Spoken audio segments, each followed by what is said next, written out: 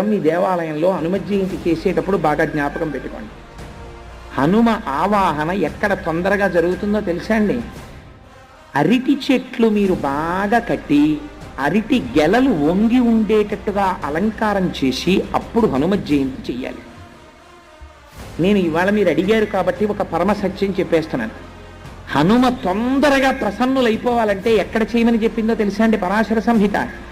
అరటి తోటలోకి వెళ్ళి హనుమ యంత్రం కానీ హనుమ బొమ్మ కానీ హనుమ అని రాసి కానీ మీరు అక్కడ పెట్టి మీరు కానీ ఆ రోజున ఉపాసన చేశారా అరటి తోటలో, ప్రత్యక్షమైనటువంటి స్వరూపంతో స్వామి వచ్చి తీసుకుని తీరుతారని భయం ఇచ్చింది సంహిత.